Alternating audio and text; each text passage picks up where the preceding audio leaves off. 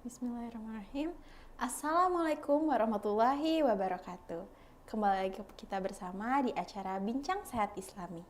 Sahabat, saluran cerna merupakan otak kedua bagi manusia.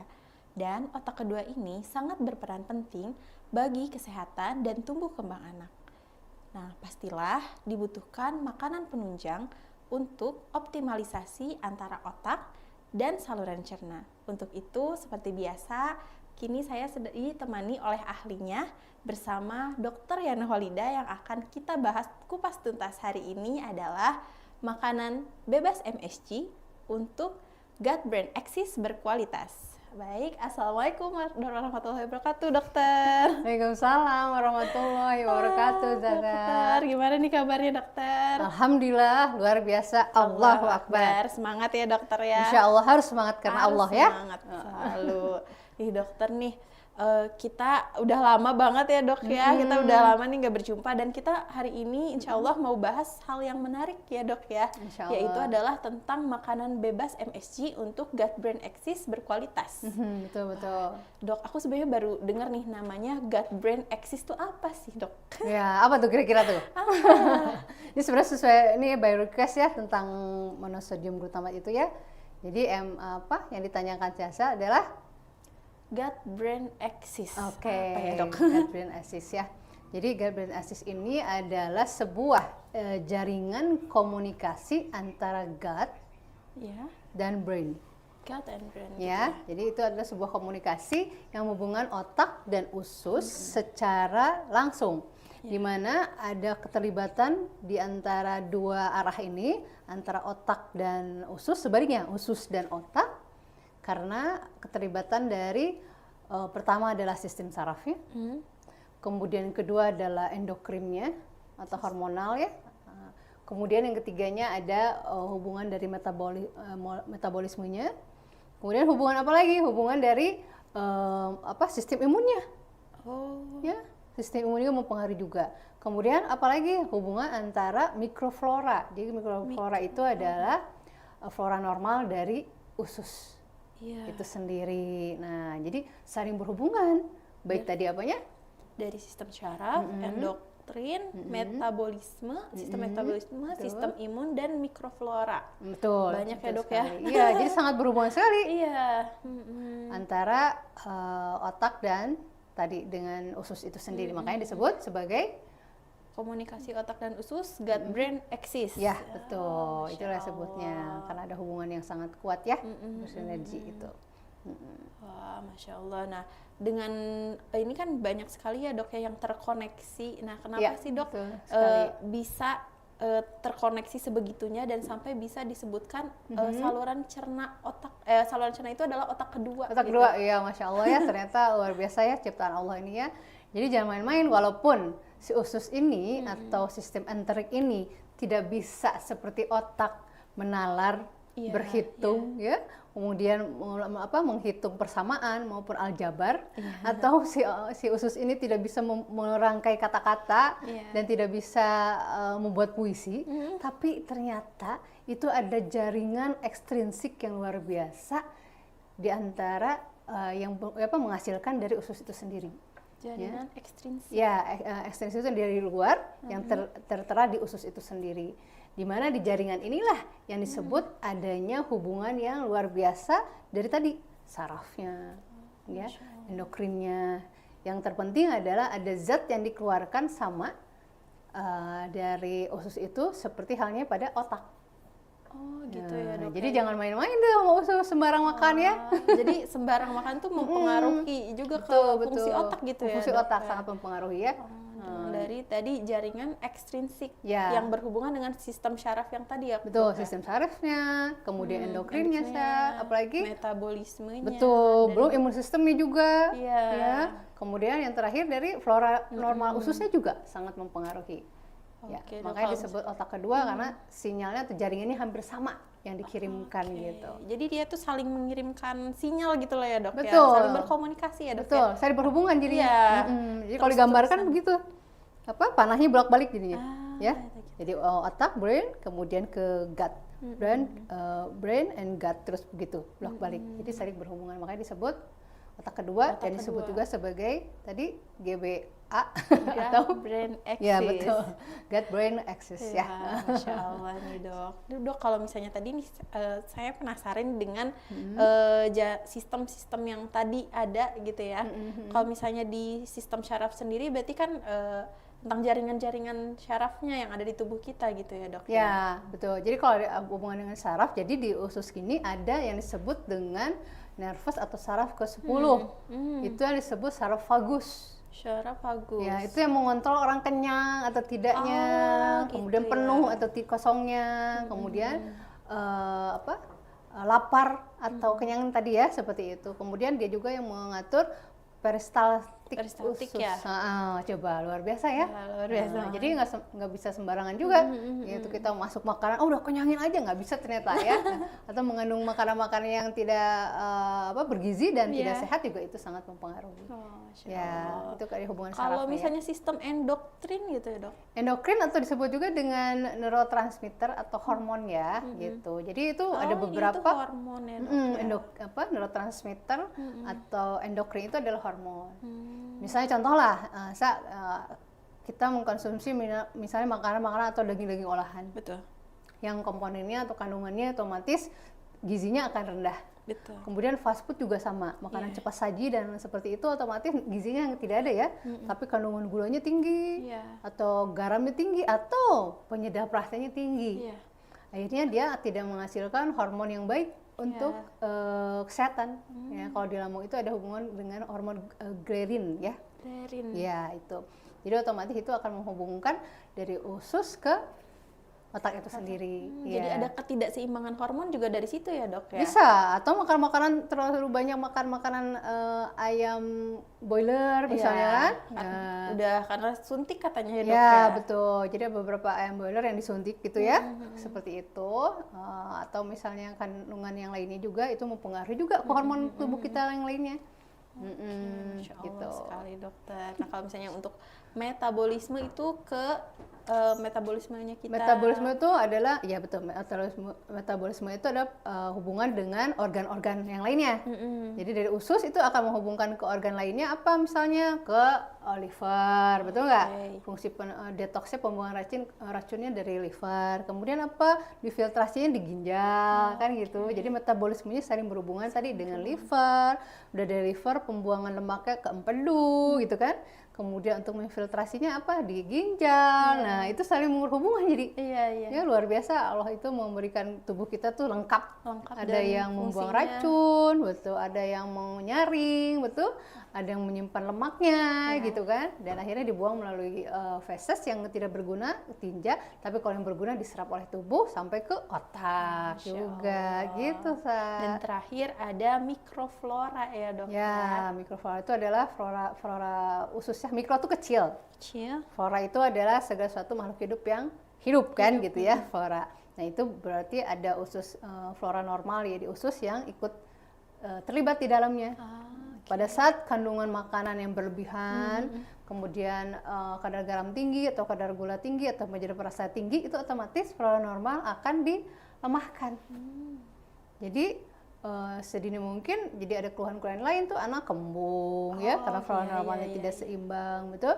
Atau misalnya apa namanya, jadi gampang ngantuk ya, kemudian malas kan gitu ya, seperti itu. Kemudian ada juga terlalu banyak, ada sensitif juga ke tubuhnya, itu bisa seperti itu. Wah, Masya Allah sekali ya dok ya, ternyata hubungan dari otak dan usus ini sangat luar biasa ya Allah sudah ciptakan. Betul sekali, luar biasa. Nah dok, kalau misalnya tadi disebutkan kan bahwa usus ini merupakan otak kedua atau saluran cerna ini merupakan otak kedua. Nah memang seperti apa sih yang makanan-makanan yang bisa diterima baik gitu oleh usus sehingga menciptakan hubungan yang baik gitu? Ya, yang pastinya saya yang baik atau sesuai dengan UNESCO. Jadi dianjurkan memang makanan-makanan anak itu mengandung atau terdiri dari 7 warna. Nah, kembali lagi dulu kita bahas tentang makanan anak ya. 7 warna. Jadi di dalam hidangan piring itu harus ada 7 warna. Ya, itu bisa dari nasi merah atau misalnya kentang atau dari bawang juga kan berbeda. Kemudian dari telur atau misalnya dari sayuran lain, wortel dan lain udah 7 tuh. Ya. Kemudian apalagi makanan yang baik untuk tubuh. Kedua, segala sesuatu tidak berlebihan, Tidak ya. berlebihan. Jadi kadang garamnya sesuai dengan usianya, kemudian kandungan gulanya juga, ya, tidak terlalu manis, tidak terlalu asin, ya. Kemudian mengandung protein yang cukup untuk tumbuh kembangnya, ya. Jadi seimbang ya dok ya. Betul. Jadi kesimpulannya harus pola makan yang seimbang, yang Masya diterima oleh Allah. tubuh itu, ya. Wah, Masya Allah sekali ya dok ya. Jadi dari makanan yang baik tadi, dari 7 warna, itu semua mengandung manfaat-manfaat yang pastinya berbeda ya dok ya. Ya, insya Allah ya. Apalagi dengan warna-warna itu, sensor saraf kita dia mengenali kan. Iya. Oh, ini warna ini berarti si wortel untuk baik itu untuk ke mata. Ya. Kemudian sayuran yang hijau-hijau itu, kalau misalnya kayak brokoli, dia zinc untuk daya tahan tubuh. Iya. Itu mensensor sendiri. Iya. Dan itu dari enterik, dari saluran cerna itu sendiri ya. Kemudian kadar gula, gula juga perlu untuk kenapa? Untuk kecerdasan, untuk otak, tapi yang sesuai dengan kadarnya, misalnya gitu. Terus apa lagi? Garam juga perlu, ternyata kan gitu. Iya. Dengan garam itu membantu untuk penyerapan dari kalsium dan lain-lain kan, seperti itu juga. Jadi betul-betul kenapa si enterik ini atau saluran cerna ini disebut otak kedua, karena disitulah dimulai pertama kali makanan masuk dan diterima, disensor atau dikomunikasikan dari usus ini langsung ke brain itu sendiri, ke otak. Masya Allah. Ya. Dan makanan yang baik itu salah satunya syaratnya real food ya dok ya. Betul sekali, wah pintar sekali Taza. Iya betul, paling baik ya untuk anak-anak adalah real food, ya, walaupun kenyataannya apalagi anak yang baru empasi ya, Iya. itu harus ekstra ibunya.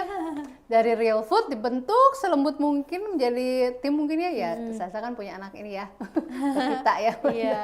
Jadi betul-betul kita harus ekstra membuatnya. Iya. Bukan yang instan tapi ya, Betul. tapi lebih baik yang real food, insya Allah. Yang proses olahannya itu sedikit ya dok ya. Tuh, Nah, Masya proses pembuatannya sedikit ya. Oke, dan sekarang itu tuh lagi jadi perdebatan juga nih dok di kalangan masyarakat tentang yang namanya MSG. Nah, emang MSG itu apa sih dok, dan emang bahaya kah gitu kan dok? Oh ya betul.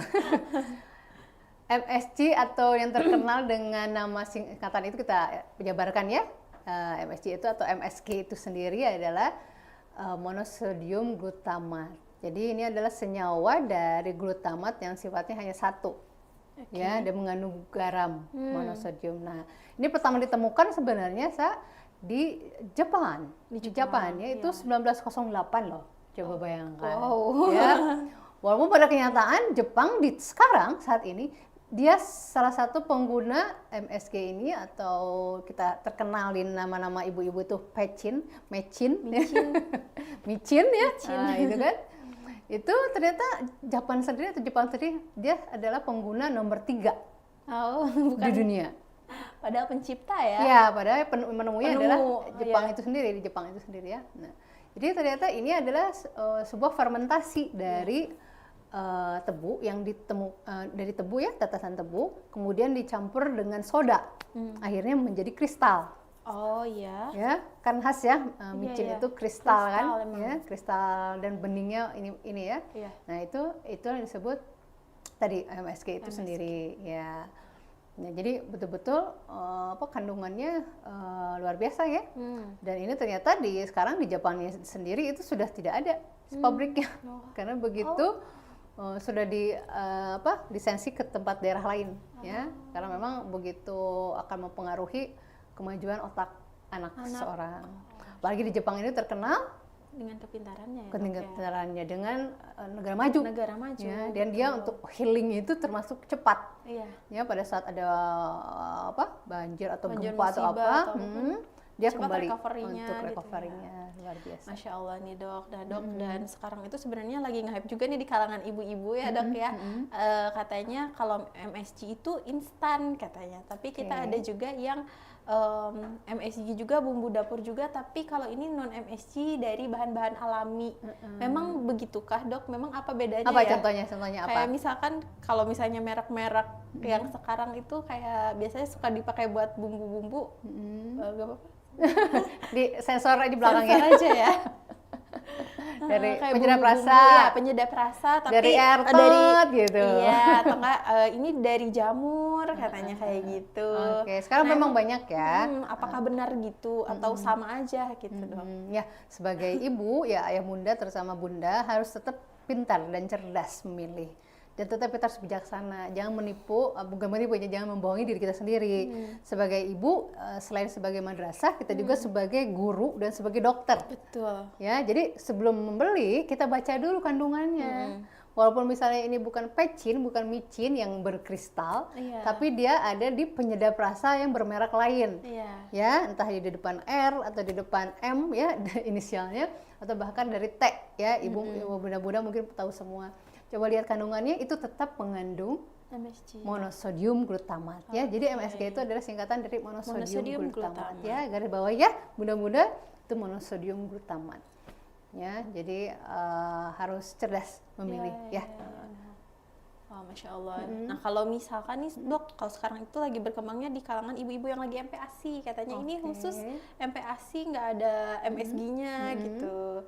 Apakah itu juga sama atau Dibaca kita aja, tetap harus dibaca aja ya, Dok ya? Tapi zaman saya sih memang saya juga sampai sekarang nggak pakai ini MSG ya. MSG. Anak-anak saya dari kecil, jadi Masya Allah. jadi hanya untuk pengganti lainnya itu dengan bumbu dapur saja. Iya, Ya. dengan rempah-rempah gitu Dan ya, rempah-rempah, Dok, garam bawang-bawang. untuk kan karena MSG ini adalah dari tetes tebu. Jadi Iya. kita masak boleh menggunakan garam tapi perbandingannya 1:2 ya. Jadi harus lebih sedikit dibandingkan garam. garam.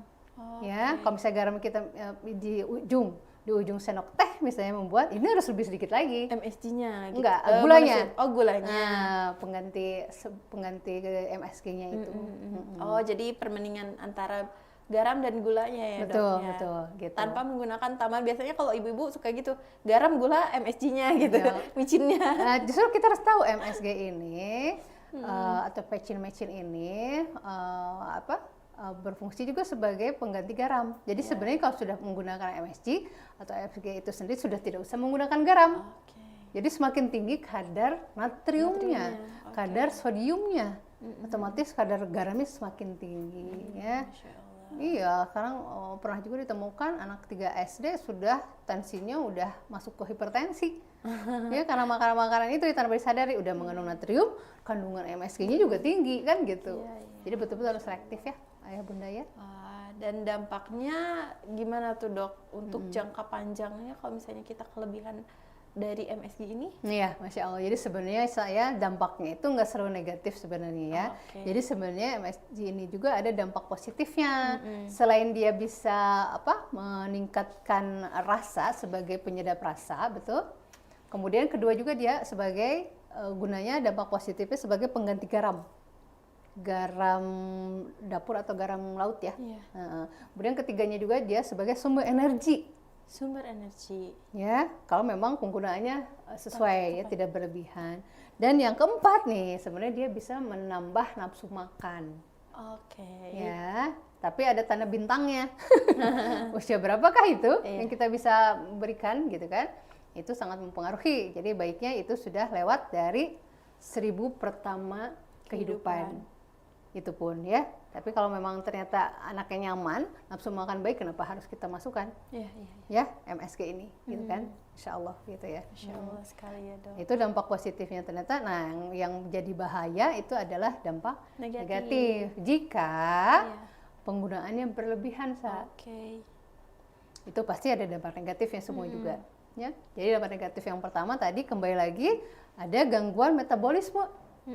Metabolisme, kenapa? Karena akan menyebabkan retensi insulin. Iya. Insulin itu berhubungan dengan pankreas. Pankreas itu berhubungan dengan penyakit diabetes. Kalau kita menggunakan berlebihan. Iya. Karena kita tahu tadi MSG itu dari tetes Tebu ya. tebu. Ya, itu seperti itu. Kemudian yang kedua, jika berlebihan juga, nah ini yang sangat mempengaruhi langsung ke brain. Makanya aksesnya kan luar biasa ya, aksesnya dari otak kedua langsung ke otak pertama, yaitu bisa menyebabkan kerusakan otak di beberapa penelitian ya. Oke. Nah, kenapa? Karena ternyata glutamat ini sendiri memang sebuah senyawa atau neurotransmitter atau zat kimia yang dibutuhkan oleh otak itu sendiri. Iya. Ya, sedangkan jika mengkonsumsi berlebihan, Jadi ya, sedangkan tadi kembali lagi MSG adalah monosodium glutamat. Kalau glutamat saja memang diperlukan asam glutamat itu untuk otak. Tapi ini sudah mono dikasih sodium, ya, udah dia tunggal, besar berarti kan? Kalau tunggal ya, iya. komponennya besar berarti kan? Mono, kemudian sodium itu garam, dan glutamat sudah besar, kandungan garam juga besar dan glutamatnya besar. Ya, walaupun micinnya kecil ya, kristal ya. Tapi senyawanya itu ya, Iya, Dok, senyawanya, kandungannya, Masya Allah. senyawanya dan gitu ya. langsung berpengaruh ke otak. Ya, Dok, jika berlebihan langsung mengakibatkan kerusakan otak ya. Karena kenapa ya tadi? Karena tidak dapat merangsang atau menangkap sinyal. Sinyal kalau berlebihan. Iya. Jadi gini aja lah, kalau misalnya di suatu tempat nih, kita ngebayangkan kondisi ruangan yang gelap. Iya. Tiba-tiba ada lampu atau dari jarak jauh ada sinar nyala. Kita langsung menangkap kan? Iya. Nah ini kalau sinyalnya banyak dan besar. Wah, kita langsung jadi silau lagi, terlalu silau gitu ya, Dok. Jadi nggak kelihatan. Jadi juga. otomatis tidak bisa menangkap Iya. sinyalnya, responnya otomatis menjadi lambat. Iya. Yang ada jadinya males lihat, ya males lihat cahaya itu. Terus yang ada adalah males dan tubuhnya jadi tidak energi ya, gitu. Karena seperti itulah secara logikanya ya kalau lihat tubuh kita berlebihan itu sinyalnya. Pantes ya, orang tua zaman dulu suka bilang jangan terlalu banyak makan micin nanti bodoh gitu katanya. Ternyata jadi ya. Ternyata Mindsetnya merubah, ternyata di penelitian juga begitu juga ya. Itu yang kedua ya. Nah, yang ketiga ternyata dampaknya bisa memicu hipersensitivitas seseorang. Kalau berlebihan ya.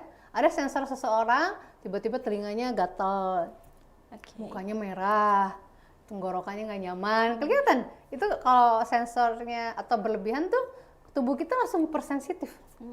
Anak itu tiba-tiba di tenggorokan, kok telinganya nggak enak, gatel gitu ya. Nah, gitu.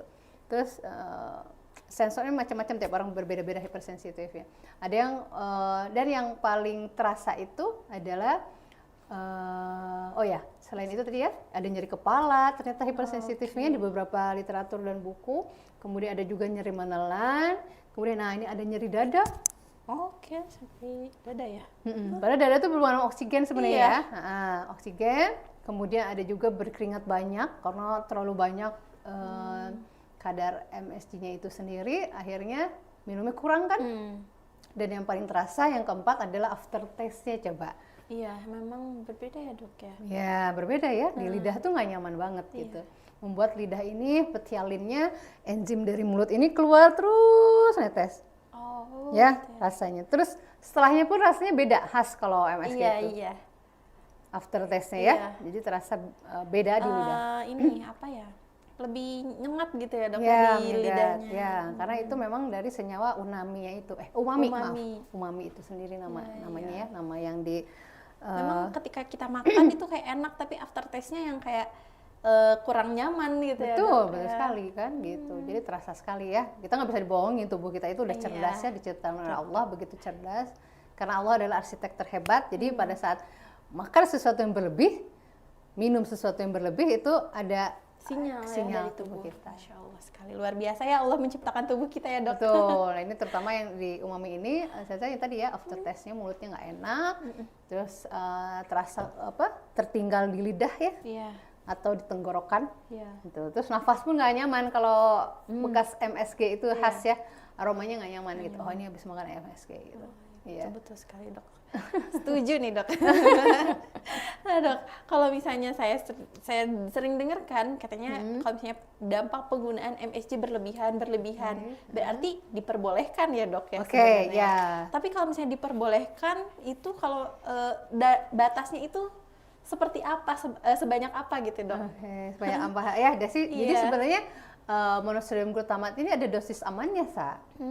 Jadi tergantung dari sumbernya.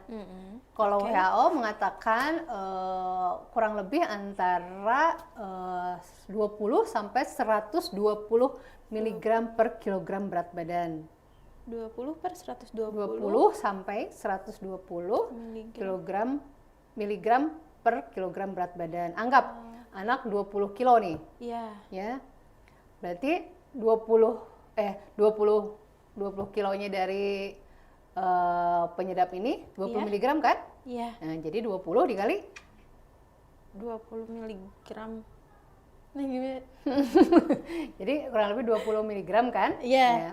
Kalau anak ini berarti berat badannya 20 kilo, Iya, ya jadi dikalikan 20. dikalikan 20 ya. Nah, jadi kurang lebih 4.000. 4.000. Nah, 4.000. Dan itu tuh maksimal. Jadi 4.000 kurang lebih ada antara 1,5 sendok teh. Iya, 1,5 sendok teh.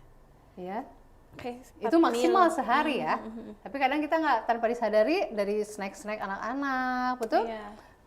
Apalah ciki-ciki atau apa merek-mereknya itu, coba MSG-nya tinggi sekali. Indikatornya apa? Lihat kadar sodium atau natriumnya. Iya. Termasuk makanan instan, coba. Ya, termasuk mie instan, coba. Kadar sodiumnya itu sampai 800, ada yang 1000, bayangkan. Oh, Masya Allah. Sangat Sekali ya, sekali sekali makan ya.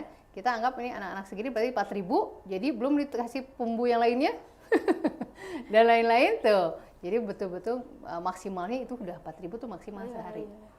Iya. Ya. Masya Allah, memang jadi kita harus sangat-sangat memperhatikan apa yang masuk ke tubuh anak ya dok ya. Betul, harus betul-betul kita mensortir ya, Iya, apa yang betul. masuk ke anak itu sendiri. Wah, Masya Allah. Nah, kalau misalnya pendekatan secara Islami nih dok, dari makanan MSG ini kan katanya kita tidak boleh berlebihan dan sebagainya, dan MSG ini juga berarti bukan sesuatu yang halalan toiban gitu kali ya? Ya kalau berlebih ya, kalau berlebih ya. Jadi sebenarnya kita pernah bahas di tahun kemarin sebenarnya ya tentang etika makan. Jadi ada surat Al-A'raf ke-31 ya, ayat ke-31 menyatakan bahwa Allah berfirman, makan minumlah tetapi tidak berlebihan, ya. Karena pada saat sesungguhnya Allah itu tidak menyukai orang yang berlebihan. Nah, artinya kadar berlebihan itu segala sesuatu yang tidak sesuai dengan dosis aman. Ya, jadi lebih baik kita sesuai dengan dosis aman. Baik itu makanan, kandungan MSG-nya ataupun kandungan garamnya. Betul? Jadi harus sesuai dengan dosis amannya. Kemudian pendekatan lain Rasulullah bahkan bersabda, tidaklah secara memenuhi wadah yang buruk itu di tubuh kita selain perut. Oke. Ya, jadi wadah yang buruk itu kata Rasulullah adalah perut kita. Artinya harus seimbang. Sepertiga adalah makanan, sepertiga adalah minuman, air atau enggak, sepertiga adalah udara. Ya, jadi kadang penyakit itu karena tidak ada keseimbangan tadi. Makan berlebihan, segala serba instan, di mana makanan instan itu kadar MSG-nya atau PC-nya tinggi, sodiumnya tinggi, kemudian kurangnya minum, ya, dan akhirnya kurang oksigen yang masuk, ya gampang ngantuk itu. Ditambah kurang gerak juga ya dok ya. Betul, itu sahih ya kata Rasulullah di hadis riwayat Tirmizi. Ya, insya Allah itu mungkin pendekatannya, yang penting kita tidak boleh berlebihan ya, ayah bunda. Masya Allah, jadi kita harus tetap pada pakem Islami ya. Ya, tetap pakem Islami Insya untuk Allah. makan, etika makan tidak boleh berlebihan, dan anjuran Nabi ya dok ya, untuk makan 1/3-nya untuk makanan, 1/3-nya untuk air, dan 1/3 untuk udara. Iya, insya Allah. Masya Allah. Nah dok, kalau misalnya tadi kan disebutin nih, kita MSG itu kan emang untuk penambah nafsu makan anak gitu ya dok ya. Nah terus ada dewasa juga, coba. Oh ya dewasa juga. Ternyata nggak anak ya, dewasa juga kalau makan pecin, aduh, udah disegut ya. Apalagi sama apalagi sambal. kalau lagi mau menstruasi tuh ya dok ya, haid, kayak pengen banget gitu ya dok ya, kayak makanannya ya. gitu kan, yang gurih-gurih, pedes-pedes, gurih gitu ya. Nah ada nggak sih dok pengganti MSG gitu secara alami dok tipsnya? Iya, Masya Allah. Jadi sebenarnya tadi kembali lagi MSG adalah dari glutamat ya. Iya. Yang difermentasi dari ganggang, sebenarnya dari ganggang laut sebenarnya sebelumnya. Di Jepang itu difermentasi ketemu dengan soda menjadi kristal. Akhirnya menjadi tadi monosodium glutamat. Nah, yang alaminya bagaimana? Jadi sebenarnya alaminya adalah kembali lagi tadi dari ganggang kita harus mencari protein ya yang aman atau glutamat yang aman untuk tubuh.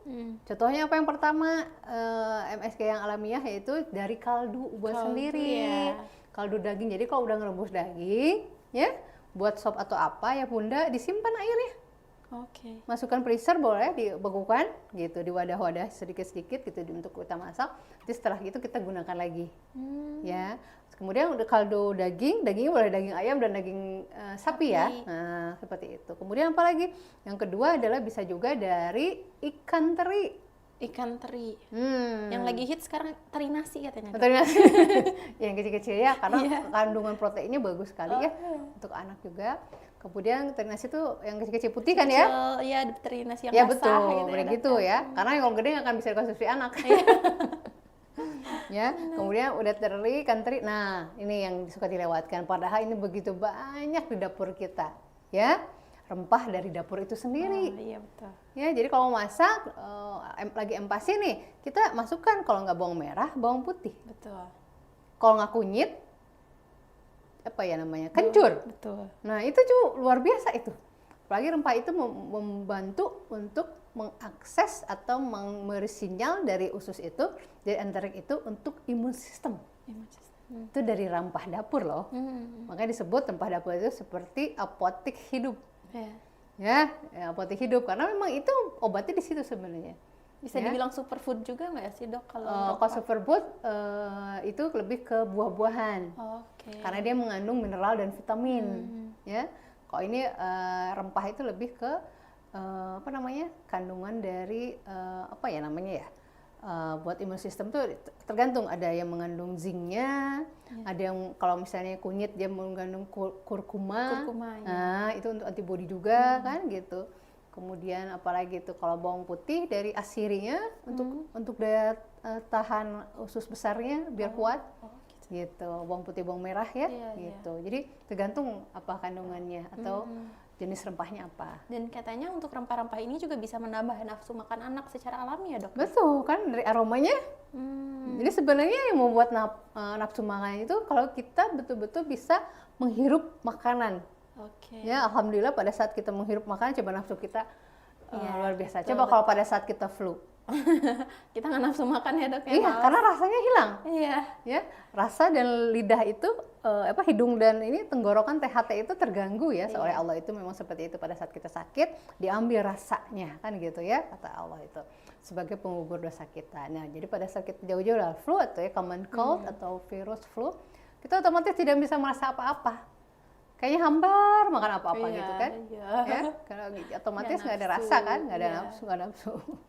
Itu dari rempah dapur, bisa juga kunyit, kencur. Nah ini yang membuat kita membantu nafsu makan juga dan membuat hangat anak bisa dari lada putih atau merica. Ya itu juga bisa dari rempah dapur. Itu udah berapa tuh? Kaldu daging, ikan teri, rempah, bawang-bawangan. Ya rempah termasuk ke rempah dapur ya, bawang-bawangan ya. Sekarang yang keempat yaitu, nah ini tadi kan ngebahas tentang kaldu jamur. Nah, kita bikin sendiri kaldu jamurnya. Oh gitu ya dok ya? Iya. Gimana tuh caranya? Jadi kaldu jamurnya jamur shiitake ya. Jamur shiitake. Nah itu biasa. Kalau yang kering berarti harus direbus dulu kan. Nah terus itu dari misalnya dari 2 gelas jadi 1 gelas perbandingan gitu. Nah kita ambil airnya. Ya tetap airnya kayak kaldu daging ya. Iya. Seperti itu. Masya Allah. Terus itu, nah yang kelima rumput laut bisa juga. Iya rumput laut ya dok ya. Ya apa? Sekarang yang tren anak-anak ada di makanan-makanan nori Jepang, itu bisa ya. Nori yang kering bisa. Itu kan alami kalau itu ya. Lebih ada yang juga dibuat sup gitu lah. Betul, supnya juga ada supnya atau di makanan nasi nasi yang pakai norinya kan ya, dibungkus gitu juga bisa dari situnya. Atau dibubukkan jadi topping bisa. Ya bikin nafsu makan juga kan ya. Betul. Terus kemudian itu selain itu ada terasi. Nah, kalau anak-anak mungkin terlalu ingat ya. Kalau dewasa bisa diganti sama terasi, kemudian tauco juga. Bisa juga seperti itu.